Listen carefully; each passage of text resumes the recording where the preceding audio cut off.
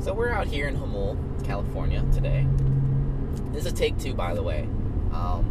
Before we begin, I got really flustered on the first take because a hawk decided to just fly out of my car mid of it. So I'll let you enjoy that clip real quick. I'm going to put in Sport Plus mode for the first half, and then I'm going to switch it over to manual mode for the second half. Hopefully I'll be able to stop to do this. So hopefully this person's going left. Yes, they are. So I'll be able to stop before the road and put in Sport Plus mode. So some things that are... Jeez! Whew! Hawk just decided, you guys clearly saw that, camera, to just jump out in front of me. I wasn't even going past the speed limit at that point. But anyways, lost my train of thought. That was heart pounding. I was like, really? That's happening? Whew. Well, welcome back. This is take 2, and I am going to do a little pause in it because on take 1 I found out that my camera box in the back likes to make a lot of noise by flopping around. But anyways, before the pause, I just want to say welcome. We're getting to Lions Valley, and we're in the Volvo V60 Polestar. And the difference of what I enjoy this so much compared to the Fiesta ST, it's so comfortable. Like, I forget that this is a performance car sometimes because it does the daily driving so well. The seats are so comfortable. The transmission is smooth for an automatic, but sporty when you need it to be. You forget that it's a sports car too. You forget that it's sporty.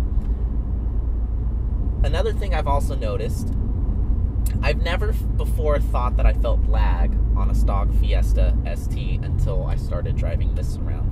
The reason why I feel that now is because this has a supercharger. Supercharged and turbocharged. So below 2,000 RPM, this thing just, okay, I'm good to go.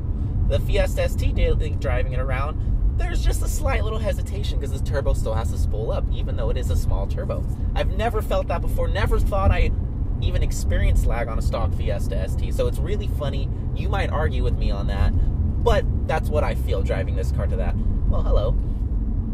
Anyways, so the last video that you may have saw was the installation of a rear sway bar on this, a 25mm versus the stock 22mm. So what was the point of that? Well, I wanted to keep the car to still be a daily driver. I didn't want to get stiffer springs, and I've tried turning up the suspension in the rear to this race setting at 5 clicks versus 10 on its base setting, and it's just too bumpy. Right now, I'm at 7 in the back, so kind of a middle ground. And it does all right for daily driving. I'll get a little bit of rotation and whatnot, but it's nothing like dramatic.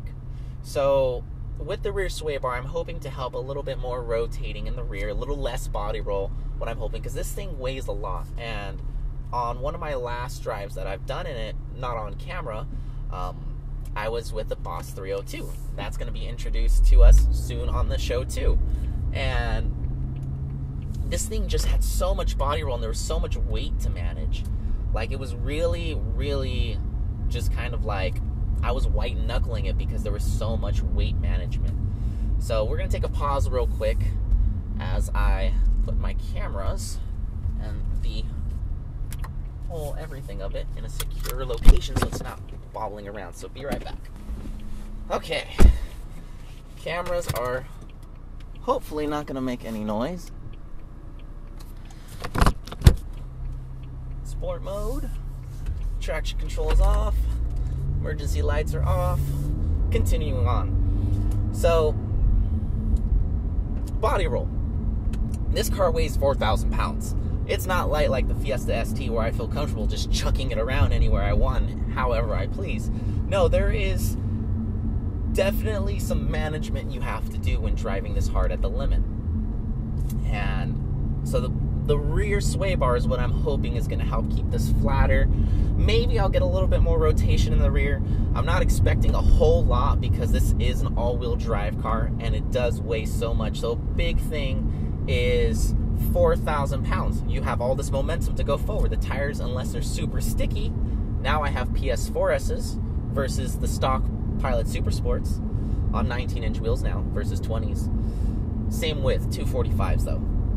But there's only so much you can do because you have all that momentum. So there probably is going to be still some understeer, unfortunately. I'm hoping there'll be camber plates soon in the future that are made for this vehicle. Right now, you can't use camber bolts. You can't adjust the camber in the front. You can only adjust toe. So I'm kind of stuck with that, or a stickier tire. So that's with that. So as we're coming up to our first corner, I'm going to stop this right before, and I'm going to switch over to Sport Plus mode for the first part. Once we get to the straight, I'll switch over to manual mode.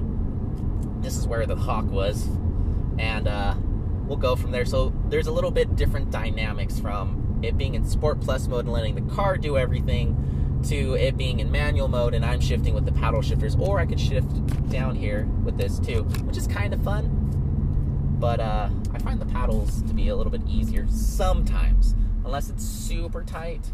Not really. So I've got to go to drive first, go back to sport, go up, down, down. I am in Sport Plus mode. We'll do a launch. 3, 2, 1. Mr. Bicyclist, come around here.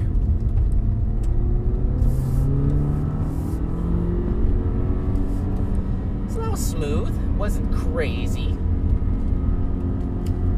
I didn't feel any understeer or oversteer. And yes, in Sport Plus mode, it does hold the RPM, so it's a little obnoxious. Let's turn the air conditioning off so we're only running the fan.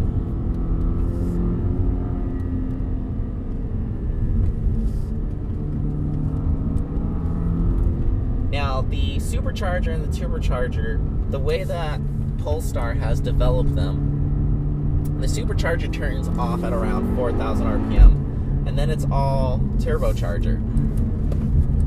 But it's so seamless, you really do not feel that transition at all. Like, there's no kick. It's very smooth and very linear. So they did a very well job at tuning that. That's like a quarter throttle. It's crazy. This thing just wants to fly, like right now.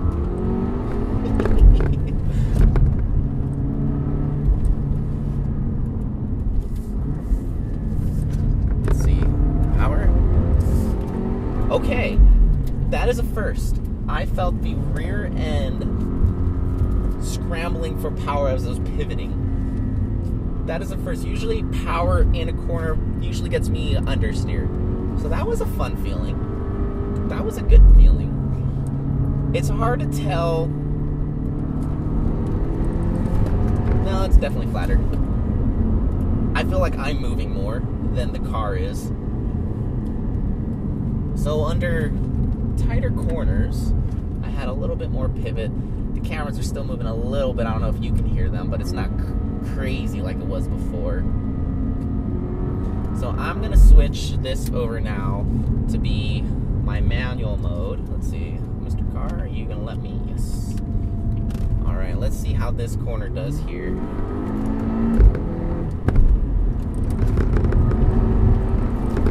Good little pivot. Stayed in my lane. I've got cars in front of me, so I'll just slow it down. We'll probably have to pause, let them go. It's really kind of busy today. It's Monday. It's kind of crazy. Normally I do this on Saturday or Sunday. It's such a difference. Weekday versus weekend. But I'm kind of happy so far. Now, we are planning a track day, which is going to be coming up, but we're waiting for Neil's Focus RS to come back from the dealer. He's going in for the head gasket replacement, and it's taking forever for the parts to come in. So until that comes in, we're waiting on our track day. And so it'll be the Polestar, his Focus RS, and we're hoping for 2 others, the Boss 302 and the Fiesta ST with the X47R, as you guys have seen, the Blue Beast. So it should be a good little run together, good little caravan, but we're waiting on Neil. Good job, Ford. I still own one, so yeah, good job, Pete. But yeah, so that's coming up in the future. I might have to, oh yes, he pulled over. All right.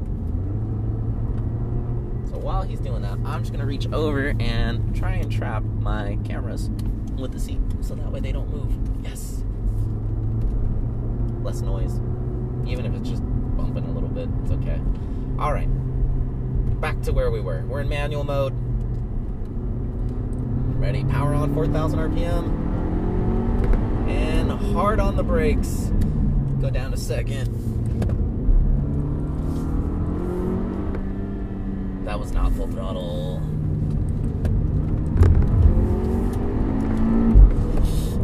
I can't do full throttle here. It's there's full throttle. Holy crap!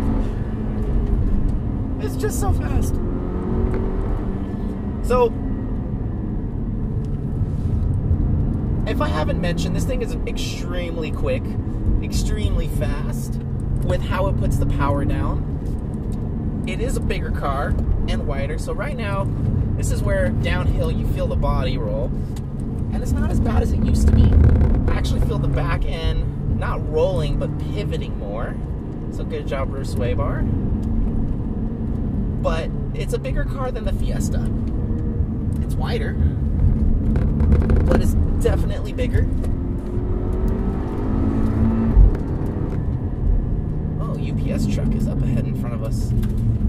I've got sand here. I'm not going to go through that. So, some places you can look ahead and you can avoid obstacles. So I saw UPS man. There he is. I wonder if he's going to pull over soon. Keep my fingers crossed. Yes. Today's just our lucky day.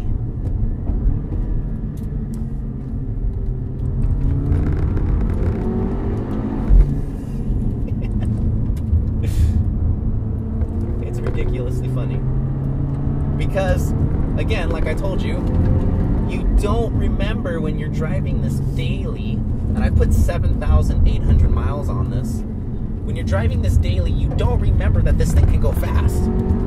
You're just kind of like, okay, I'm in my comfortable car, the family car, no family for me right now, and you drive it. Driving it in the rain and the snow, which I have done recently. We're having some interesting weather here in San Diego. So interesting, you can have summer, spring, fall, and winter weather all in the same day or week. But when you're out here, you're like, oh yeah, this thing could go.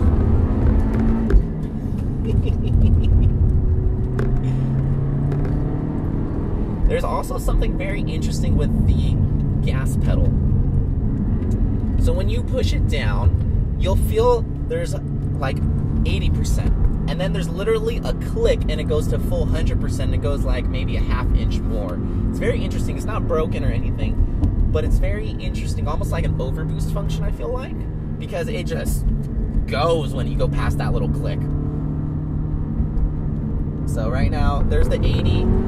There's the full. I moved my head in exaggeration. Also, you can hit the red line and stay at the red line, which just happened right there in manual mode.